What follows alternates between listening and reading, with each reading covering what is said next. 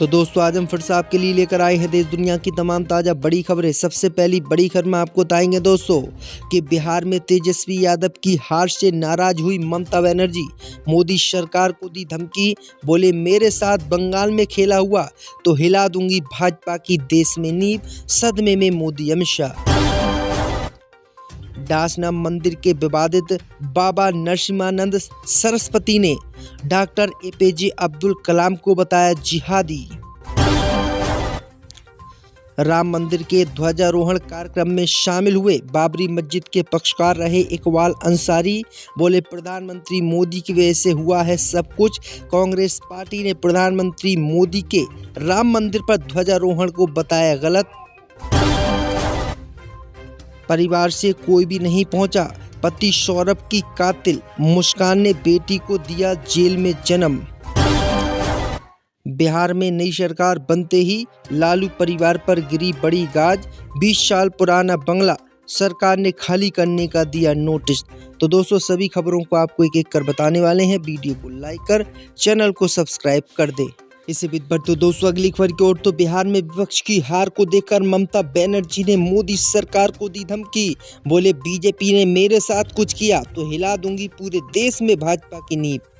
दोस्तों आपको बता दें कि पश्चिम बंगाल के मुख्यमंत्री ममता बनर्जी ने चुनाव आयोग और एसआईआर पर सवाल उठाए हैं। ममता बनर्जी ने कहा है कि एसआईआर के बाद जब मतदाता सूची का मसौदा जारी हो जाएगा तब लोगों को चुनाव आयोग और बीजेपी की ओर से पैदा की गई आपदा का एहसास होगा। इसी बीच ममता बनर्जी ने चुनौती दी है कि अगर बीजेपी ने बंगाल में मुझे चोट पहुंचाने की कोशिश की तो पूरे भारत में मैं भाजपा की नींव हिला दूंगी। ममता बनर्जी ने कहा है कि बिहार चुनाव का नतीजा एसआईआर का परिणाम है, विपक्ष वहां बीजेपी की चाल को भांप नहीं सका।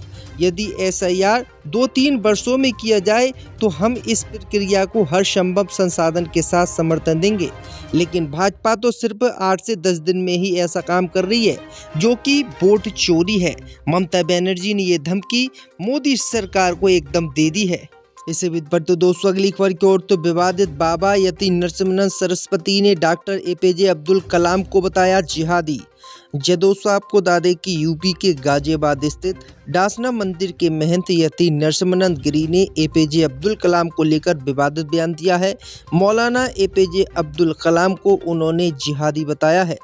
दरअसल आपको बता दें कि उन्होंने कहा कि देश का जो मिसाइल मैन था डॉक्टर एपीजे अब्दुल कलाम, वो एक अफजल गुरु के परिवार से हमदर्दी रखता था और वो बहुत बड़ा जिहादी था। हैरानी की बात यह है कि जब उन्हें ये बातें सब बोल रहा था ये बाबा, तब पुलिस अधिकारी उनके सामने थे और उनसे हाथ जोड़ रहे थे। दरअसल आपको बता दें कि यति नरसिम्हानंद सोमवार को प्रधानमंत्री आवास जाने वाला था। वह इस्लामिक जिहाद पर श्वेत पत्र जारी करने की मांग कर रहा था, लेकिन पुलिस ने उसे दिल्ली जाने से रोक लिया। इसके बाद यति नरसिम्हानंद सरस्वती वहीं खड़े होकर विवादित बयान देने लगा। उन्होंने कहा कि जो देश में अफजल गुरु जिसने संसद पर हमला किया और वो मौत की सजा पाए हुए था, तो अफजल गुरु के परिवार से राष्ट्रपति अब्दुल कलाम मिलने गए थे और अब्दुल कलाम के ऊपर जो है बहुत कट्टर व्यक्ति था, तो अब्दुल कलाम को बहुत कट्टर व्यक्ति इसने बताया और जिहादी बताया। तो ये बड़ी अपडेट आ रही दोस्तों। अब देखना योग कि इस बाबा के खिलाफ क्या कार्रवाई मिसाइल मैन के खिलाफ बोलने पर की जाती है। इसे भी बढ़ते दोस्तों अगली खबर की ओर। तो राम मंदिर के ध्वजारोहण कार्यक्रम में शामिल हुए बाबरी मस्जिद के पक्षकार इकबाल अंसारी। दोस्तों आपको बता दें कि अयोध्या में राम मंदिर के शिखर पर ध्वजारोहण किया गया है। प्रधानमंत्री मोदी, संघ प्रमुख मोहन भागवत और उत्तर प्रदेश के मुख्यमंत्री योगी आदित्यनाथ की उपस्थिति में ये कार्यक्रम संपन्न हुआ। इस ध्वजारोहण कार्यक्रम के लिए कई लोगों को आमंत्रित किया गया था, लेकिन सबसे ज्यादा चर्चा इकबाल अंसारी को लेकर हो रही है। इकबाल अंसारी वही शख्स है जो कई सालों तक बाबरी मस्जिद के पक्ष में कानूनी लड़ाई लड़ते रहे। जब मामला अदालत में लंबित था तो वे हर तारीख पर कचहरी जाया करते थे। ऐसे मौके भी आए जब उन्होंने राम मंदिर के खिलाफ कड़े बयान दिए। लेकिन जब सुप्रीम कोर्ट ने राम मंदिर के पक्ष में फैसला सुनाया तो इकबाल अंसारी ने सबसे पहले खुशी जताई। उनका कहना था कि उन्हें तसल्ली है कि दशकों पुराना विवाद अब समाप्त हो गया है। अब इकबाल अंसारी ने राम मंदिर के ध्वजारोहण कार्यक्रम पर भी अपनी प्रसन्नता व्यक्त की है। उनका कहना है कि ये प्रधानमंत्री मोदी की खुशकिस्मती है कि राम मंदिर के बाद उन्हें ध्वजारोहण का अवसर मिल रहा है। उन्होंने कहा कि हमें नहीं भूलना चाहिए कि अयोध्या भगवान राम की धरती है। इसी के साथ प्रधानमंत्री मोदी के राम मंदिर के ध्वजारोहण में जाने पर कांग्रेस नेता राशिद अल्वी ने सवाल उठाए हैं। उन्होंने कहा है कि प्रधानमंत्री मोदी आखिरकार किस हैसियत से वहां जाकर एक मंदिर का झंडा फहरा रहे हैं। संविधान ऐसी इजाज़त नहीं देता है। भारत देश का कोई मजहब या धर्म नहीं है। अगर संविधान के मुताबिक मोदी को चलना चाहिए, अगर व्यक्तिगत किसी आदमी का धर्म है तो हमारे प्रधानमंत्री देश के प्रधानमंत्री हैं।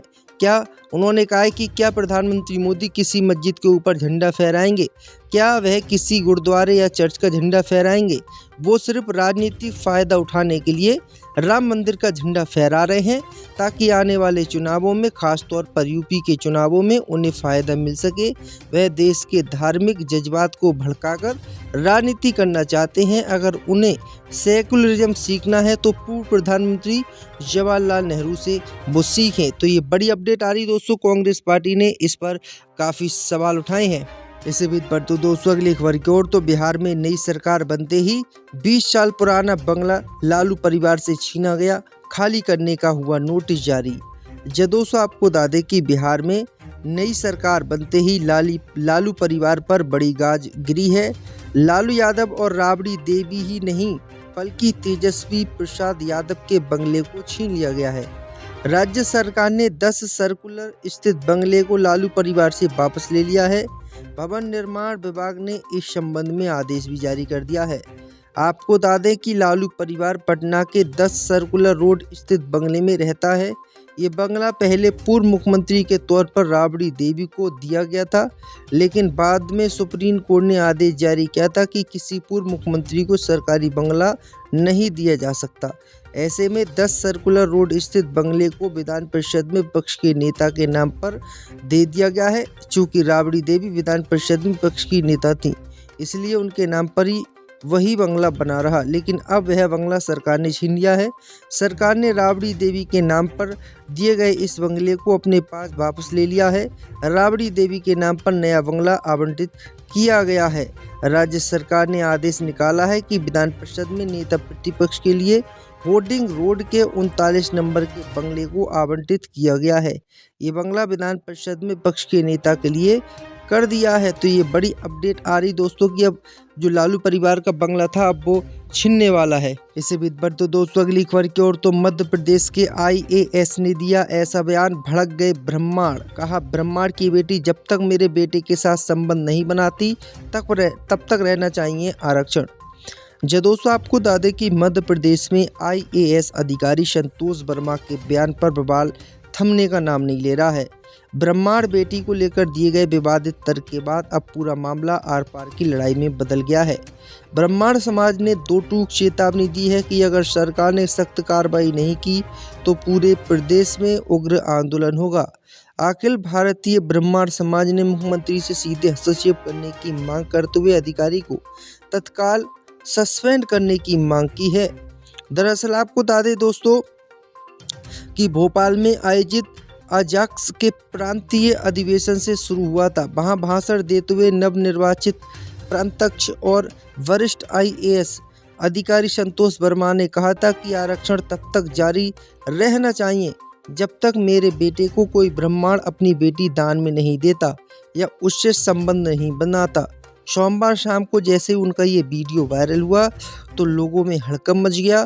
लोगों ने आरक्षण जैसे संवैधानिक मुद्दे को निजी रिश्ते और बेटियों के दान से जोड़ना बेहद आपत्तिजनक और स्तरहीन मानसिकता बताया, जिसके बाद लोगों ने इसको लेकर खूब विवाद किया। अब देखना ये होगा कि इस IAS के खिलाफ कोई कार्रवाई होती है या फिर नहीं।